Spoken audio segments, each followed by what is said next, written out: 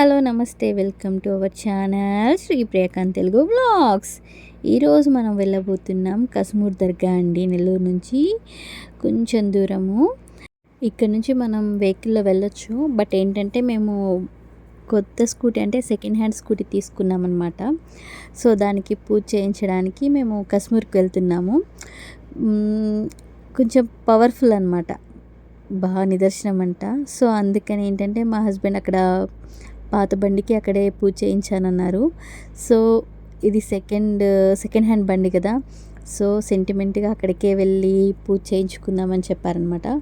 So దానికోసం మేము ఆ కొత్త బండిని తీసుకొని చెన్నై హైవేలో కొంచెం దూరం ప్రయాణించిన తర్వాత మనం కస్మూర్కి రీచ్ అవుతామన్నమాట. సో ఇదండి కస్మూర్కి వెళ్ళే రూట్. సో ఇక్కడ నుంచి మనం కొంచెం ముందుకు వెళ్తూ ఉంటే అబ్బా పచ్చని పొలాలు ఎంత బాగున్నాయంటే బాబోయ్, చాలా బాగున్నాయి. సో మంచి లొకేషన్ అనమాట, చూడొచ్చు. సో ఇదండి కస్మూర్ దర్గా. ఇక్కడ నుంచి ఎంట్రన్స్. లోపలికి స్టార్ట్ అయ్యి వెళ్తుండే కొద్ది ఏంటంటే లోపలంతా కొంచెం వర్క్ జరుగుతూ ఉంది. సో ఇక్కడ మనం వచ్చి షాప్ దగ్గర ఆగాము, పూజ సామాగ్రి కొనుక్కుంటున్నాం అనమాట. దాంతోపాటు ఏంటంటే ఇక్కడ తాయెత్తులు ఉన్నాయి కదా, అవి కూడా తీసుకున్నాము. ఎందుకంటే పిల్లలు రాత్రులు ఏడుస్తూ ఉంటారు కదా, సో వాటి కోసం అని చెప్పేసి అల్లా దగ్గర పెట్టి నమాజ్ చేసి మళ్ళీ తీసుకొచ్చి మనకిస్తారు పూజ చేసి. అండ్ దర్గాలో అల్లాకి మాల వేస్తాం కదా, సో అదనమాట. సో ఆ రోజు మేము వెళ్ళేటప్పటికి షాప్స్ కొంచెం క్లోజ్లో ఉన్నాయి, అంటే అటుపక్క వర్క్ జరుగుతుంది. సో ఇక్కడ నుంచి వాళ్ళు అంటే ఇంటి ముందు మనం గుమ్మం ముందు పెట్టుకోవడానికి అల్లవి బండికి కట్టుకోవడానికి అండ్ ఇంటికి కట్టుకోవడానికి ఇట్లా థ్రెడ్స్ ఉంటాయి కదా, అవి తీసుకుంటారు. సో ఇదండి కస్మూర్ యొక్క మెయిన్ టెంపుల్, మస్తానయ్య టెంపుల్ అంటారనమాట. మస్తానయ్య వాళ్ళు ఇక్కడ స్వామిని పేరు అనమాట. సో ఇది గుడి ఎంట్రన్స్. ఇదండి మా పాత బండి, అంటే సెకండ్ హ్యాండ్.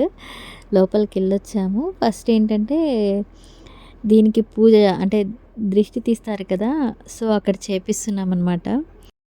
వాళ్ళు వచ్చి మనం వెళ్ళి టికెట్ తీసుకుంటే, సో వాళ్ళు వచ్చి మన బండి దగ్గర అంటే దర్గాకి మనం చందాలాగే ఇస్తే వాళ్ళు వచ్చి మనకు పూజ చేస్తారనమాట మన బండికి. సో వాళ్ళు అతను వచ్చి ఏంటంటే పూజ చేస్తూ ఉన్నారు.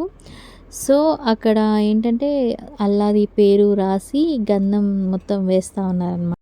బండి చుట్టూ మొత్తం గంధం వేసి, అంటే అల్లా దగ్గర పెట్టిన గంధం అంతా వేసి దానికి పూలమాల అలంకరణ చేస్తున్నారు.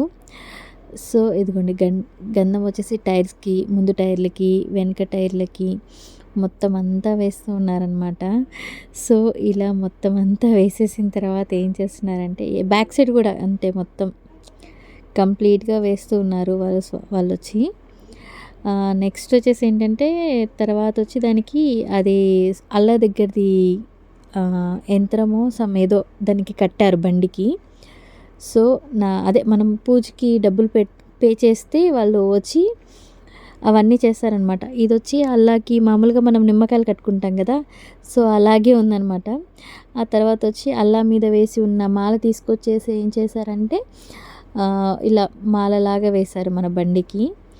సో తర్వాత వచ్చి ఏంటంటే బండి స్టార్ట్ చేయండి, ముందుకి పదండి, ముందు నిమ్మకాయలు అవి పెట్టేసి దృష్టి తీసి కొబ్బరికాయ కొట్టేశారు.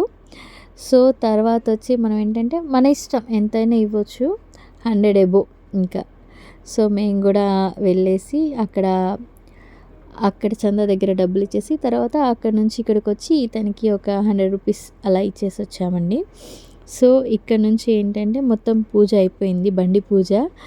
జస్ట్ ఏంటంటే మన నమ్మకం అది, మా నమ్మకం అది. మా హస్బెండ్ వెళ్దాము అని అన్నారు. సో అందుకని మేము వెళ్ళి అక్కడ పూజ చేయించుకున్నాం అనమాట. అంతకుముందు తీసుకున్న బండి కూడా సేమ్ అక్కడే పూజ చేయించామంట. సో నేను అప్పుడు లేను, అంటే మ్యారేజ్ అయింది కానీ ఇక్కడ లేను. ఇప్పుడు ఏంటంటే ఇది సెకండ్ బండి. సో ఇక్కడ నుంచి మనకి ఏంటంటే లోపలికి వెళ్తున్నాం అనమాట. ఇది ఎంట్రన్స్. సో ఇదేనండి మనకి శ్రీ మస్తానాయన గారి దర్గా అండి. సో లోపలికి ఎంట్రన్స్ అయ్యాము. ఇది బ్యాక్ సైడ్ నుంచి, అదే అమౌంట్ కట్టి బ్యాక్ సైడ్ నుంచి లోపలికి ఎంటర్ అయ్యామన్నమాట. ఇది దర్గా అండి లోపల. సో ఇక్కడ ఏంటంటే ఇది ఒక నమ్మకం అనమాట. ఏదన్నా బలమైన కోరిక ఉంటే మనం అక్కడ అనుకొని అదక్కడ 3 ముళ్ళు వేయాలంట. ఆ దర్గాకి చుట్టూ ఉంది చూసారా ఆ గ్రిల్‌కి. సో, అది ఏసిన తర్వాత ఏంటంటే మనం ఏదైతే గట్టిగా కోరుకుంటామో అది జరిగితే మళ్ళీ వచ్చి ఆ మస్తానయ్యకి మొక్కు తీర్చాలి. అంటే మనం ఇప్పుడు స్వామికి ఏవి ఇష్టం అంటే దానాలు చేయడం ఇష్టం. పేదవాళ్ళకి భోజనం పెట్టడం ఇష్టం. సో, అలాంటివి కోరుకోవడం అనమాట. సో, అది మనకేంటంటే అదొక నియమం లాగా ఉంటుందన్నమాట. అది వ్రతంలాగా అంటారంట వాళ్ళక్కడ. సో, దానికొక తాడు కట్టి అంటే మనం మొక్కుకొని మళ్ళీ వచ్చిన తర్వాత ఆయన మళ్ళీ మనకొక తాడు కడతారు. సో, ఇది ఎప్పుడైతే మన కోరిక తీరుతదో అప్పుడు అది తాడు తీయమన్నారనమాట. అప్పుడు దాకా ఆ తాడు చేతికే ఉండాలని చెప్పారు. సో, నెక్స్ట్ వచ్చేసి ఏంటంటే అక్కడ కూర్చొని కాసేపు అల్లాకి చెప్పుకోండి మీ బాధ, మీరేమేమి కోరుకుంటున్నారో అవన్నీ చెప్పుకోండి అల్లాకి అని చెప్పారు. సో, నేను అక్కడ కూర్చొని అల్లాకి చెప్పుకున్నాను అనమాట నా కోరిక.